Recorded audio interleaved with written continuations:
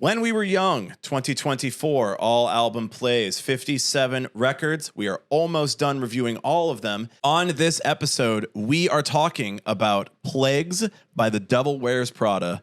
Lizzie, before we get into our thoughts and opinions on this record, tell us a little bit more about Plagues and the Devil Wears Prada. This album came out on August 21st, 2007 via Rise Records, and this was the second album by the Devil Wears Prada. And it was re-released in October of 2008, and that re-release included basically just a little bit more goodies and extras, including a DVD. This was also produced by Joey Sturgis, who produced a bunch of different metalcore acts during this time. Oh, he did. Called Sturgis Core. Not really. Well, I think we've heard the term here. The term is, I've said the term out loud many times in my time, but Joey Sturgis produced a lot of Devil Wears Prada stuff. He's a Midwestern guy. There we go. You know, that's where it comes from. We love Midwesterner guys here. From our friends at Jesus Freak Hideout, of course. This is a white metal band. Yep. This album was catchy, interesting, and sometimes funny. Yeah. Correct. And praised the religious lyrics in HTML Rules Dude and Hey John, What's Your Name Again? Yeah. This did peak at number 53 on the Billboard 200 charts, and the singles were HTML Rules Dude and Hey John, What's Your Name Again? Well, before we get into our opinions, our thoughts, our takes on this album, make sure you are subscribed. We're almost done. There are so few records left that we have to review before the big festival. We're going to be there. We're going to be hanging out. You want to subscribe to see all the content from that. We got all of our socials. We got all of our links. We got all the deets. We got all the stuff down there. So make sure that you are following or you're going to miss out on all the good stuff. The worst people you know are giving their thoughts on the albums being played at When We Were Young, and you got to follow us. Here are my thoughts on the Devil Wears Prada's Plagues. This might be my most anticipated album of this festival. I absolutely love this record. This is one of like the most seminal albums in my development as a musician in like metalcore and the music that I wanted to make, in like combining all of these different disparate ideas. Like, I absolutely adore this record, and seeing it on the lineup, I was like, I cannot believe that Devil Wears Prada is playing this album. If just because the record that came after this is even better than this one, I'm like, that one's better. I like that one a lot. You are looking remorseful, and you should be. Their first album just didn't hit me right. I saw them open for a band, and I don't remember who it was, but I was like, I'm just not into it. But I saw them later at this big metal tour called Sounds of the Underground. And like we mentioned, they're a Christian metal band. So much like Under Oath and all these other metal bands, they had to come to this show ready to prove themselves in a crowd that was ready to hate on them. And I remember watching their set before I knew this record, before I knew like really a lot about them, and going, whoa, these guys are putting 1 billion% into their performance right now. And if they're doing this every night, that's literally insane. So I finally was like, all right, I'm going to check out their new record. I'm going to check out Plagues. And I like from minute one was just like completely hooked, completely into it. And I listened to this for probably the entire summer. I think they did Warped Tour, and, you know, they had like, 30-minute sets. So they didn't play the full record. I think that's one of the reasons I'm the most excited for this set at the fest, is that I have never seen this record played live in full. And there's a lot of songs on here that I want to see. So I'm very excited. I absolutely love this record. If you say one negative word, we are going to have a problem, and this episode will never air. Wow, we got really dramatic there really quickly. I'm not surprised, though. Yeah, I'm very passionate about this record, and I knew going into like I was so stoked to do the review of this record that I've been listening to this record while listening to all the other records for the reviews. I will just go, eventually we're going to do that one. I'm going to throw it on. It's like, maybe it's coming up later. I'm going to throw it on. Here are my thoughts on the Devil Wears Prada's Plagues.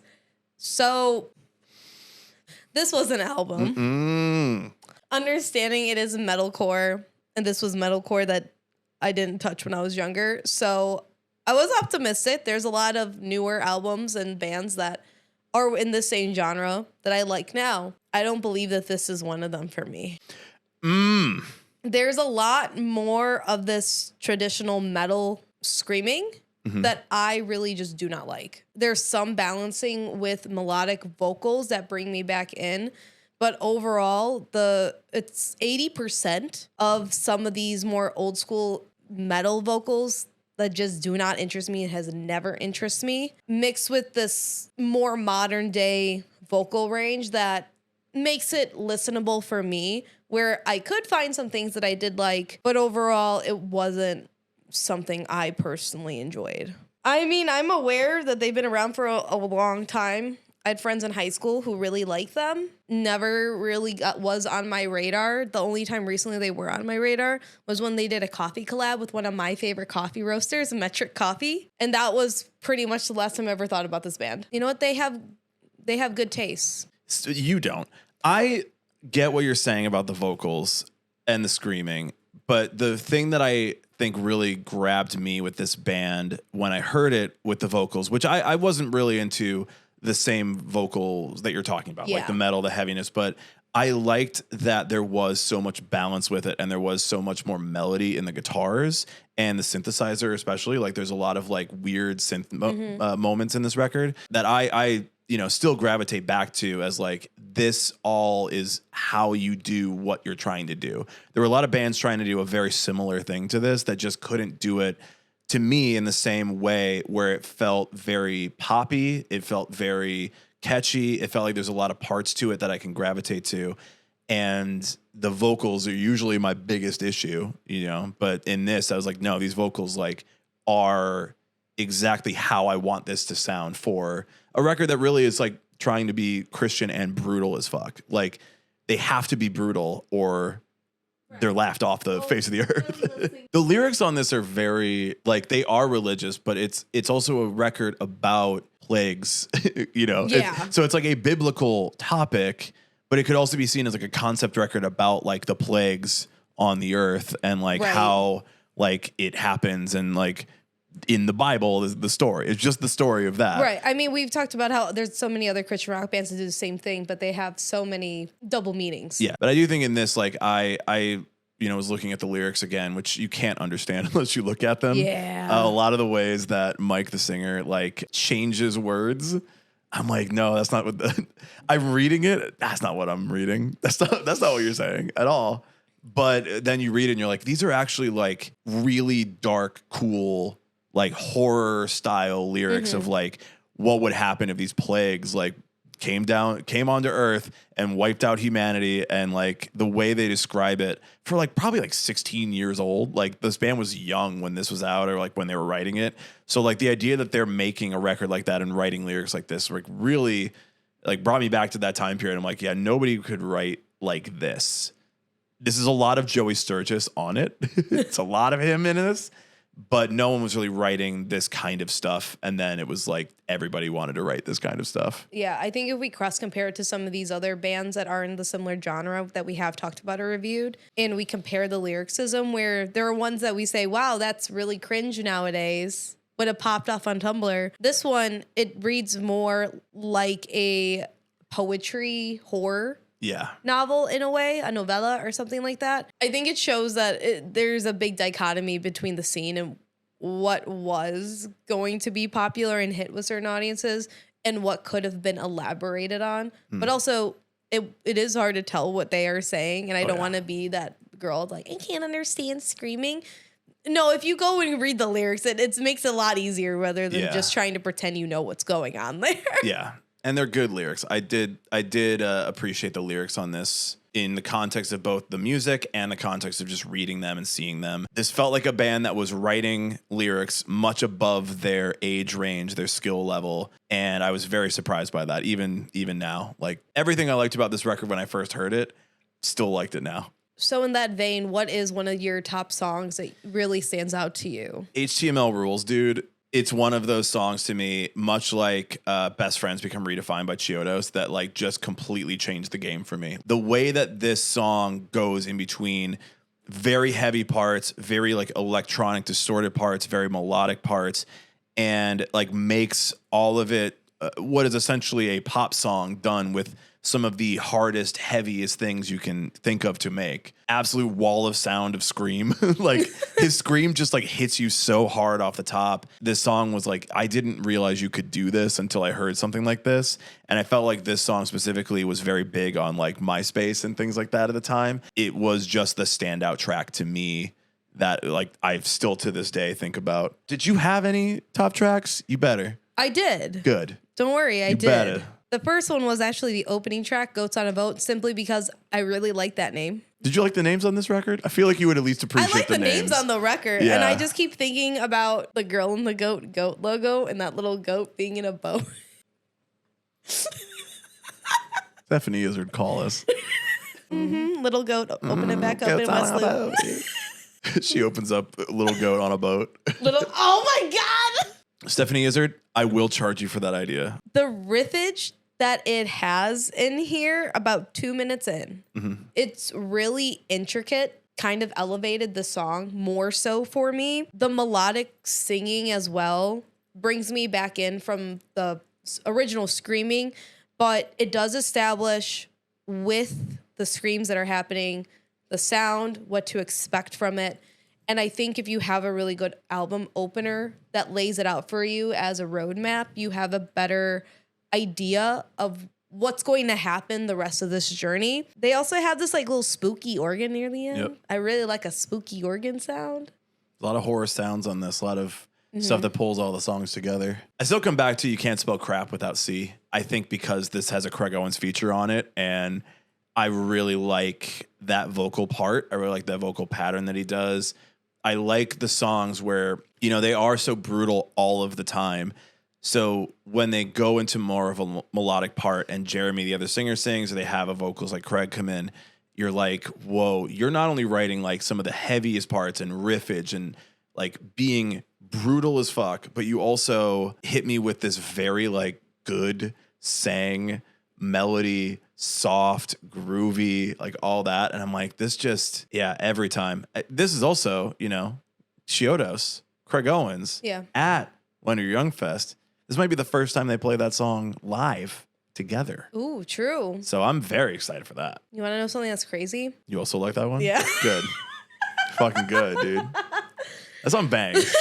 This was the one that sounded most like a traditional metalcore song that is more mainstream. So that's why it kind of hooked me there. And I think having that Craig Owens feature and also us just listening to Chiodos, it made it make sense. Yeah. And this is what, especially with the artwork that is incorporated into this album as well, that is the sound I overall envisioned, because as heavy as it was, I wasn't anticipating it right off the bat. Yeah. I knew that with a lot of later albums Devil Wears Prada has done, it has been heavy.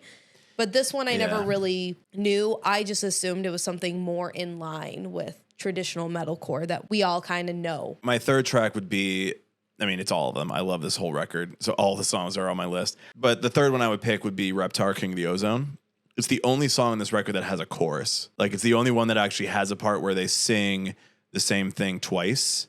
I guess you could count like little parts that repeat here and there as that, but there's really no like chorus on this. And even now it's like, because the song titles are goofy and like just references and whatever, which I love, but it's like, I don't know what the song is. And it's mostly just like breakdowns here and there. And there's a record you're very benefited by learning, because then you know what's going to happen next. Right. This is not like August Burns Red, where you're just going to vibe out and hear riffage and maybe there's a breakdown here and there. If you know this record and you know what's coming next, you can really get prepared for that breakdown to hit. Another one I almost said was Don't Dink and Drance, because there's the breakdown at the end that just goes and like they slow it down. It's like, I had that as my ringtone for a while. I'm like, I need to hear that. So much sense. I need to hear that shit. That like little, like, ooh. You sound like a car. I had this song. It's called, I like this. They have this dramatic intro that reminds me of Taking Back Sunday. It slows down more to tell a story. And when we get more of that whisper voice before the breakdown, it feels much more intimate while being also urgent and brooding. So I like that part of it. And those were kind of the ones that stood out for me. Well, you've told me what your favorite songs on this record are that you didn't care for. So, Lizzie, what's your spiciest take about Devil Wears Prada? I did not like Don't Drink and Drance. You can't even say it right. That's No, why I didn't I like can't. it. I just don't like like it. To be fair, it. that is, I guess, the title of the song. I mean, it is a lot of alliteration. I do like alliteration, but this was the most generic sounding metal song. I did not like it one bit. It gives me everything I want. It gives me everything I desire and everything I want. This whole record just gives me the riffs. It gives me the breakdowns. It gives me the brutal. This is the most like scene ass shit, and I love it, and I want it 1,000%. My spicy take is, why don't more bands sound like this? Why? What is stopping you from dressing and acting and writing music like this? What is preventing you from creating the next Devil Wears Prada 2007 metalcore record? What is the matter with you? Women don't want men who wear like the slacks with the pleats. They don't want the men who have like good jobs. They want young men to go out there into the fields and create some of the shittiest metalcore they've ever heard. They want guys with their haircuts, and they want guys singing high, and they want dudes growling low, and they want guitars that riff. That's what women want, men. Get out there and create the art that women want. I'm women. Jesus, Brian. I love this record. I absolutely love this record. And I was hoping I would feel otherwise, and I didn't. Every record we listen to for this, I listen to this record in between. All right, calm down. Just for cause I'm like, I want to listen to Devil Wears Prada again. I love that record so much. Those are our takes. Those are our opinions. We have one last thought to give you. Should you see this album played in full at When You're Young Fest 2024? Yes. Devil Wears Prada, I love you. Come on the pod. I'm a huge fan of this record. This is one of the main reasons that I was excited to go to When We Were Young this year, because I've never seen this album live. There's a lot of songs on here that I am very excited to see live. There's a lot of breakdowns that I am ready to fucking go to. And I think the fact that this could be, potentially, we don't know, hearsay, this could be the first time that Devil Wears Prada has performed, you can't spell crap without C, with Craig Owens live. So, I mean, I got to be there for that. So, I'm an absolute yes. If you don't like it, skip it. Leave more for me. More for me. More 2007 metalcore for me. That's fine. Thank you. If you really like this, you should go. That's not an answer. If you like something, go do it. Good. I will. Can't stop me. I am Guy. I am do who it. Yeah, you are the dude. I personally will not be attending. I'm drinking this differently now. I'm drinking this for different reasons now. In my head, I'm hearing breakdowns off this record, and it makes me want to fucking chug. I'm dude. waiting for you to chug and then smash it against your forehead right now. Really prove a point. Devil Wears Prada. That's my fucking beam right there. Hell yeah, brother. I like the way they fucking praise Jesus. Praise hell, praise daily. You know what I'm saying? Hell yeah, brother. Praise, race, drink, dance. Dink, dance. If you don't like Devil Wears Prada, fuck you. I think Brian's going to have a great time seeing them, and you will too if you like this type of music. I will see you at another set. Those are our thoughts. Those are our opinions. What are your thoughts and your opinions? Please leave them in the comments down below. Please agree with me. I love this band so much. I love this record so much. There's a playlist down below with all of our reviews, all of our thoughts on every record being played at the festival. Subscribe now or you will miss out on our thoughts on the next one. I know you will. You'll miss it. But until When We Were Young, until the Devil Wears Prada, and until Plagues, we'll see you there.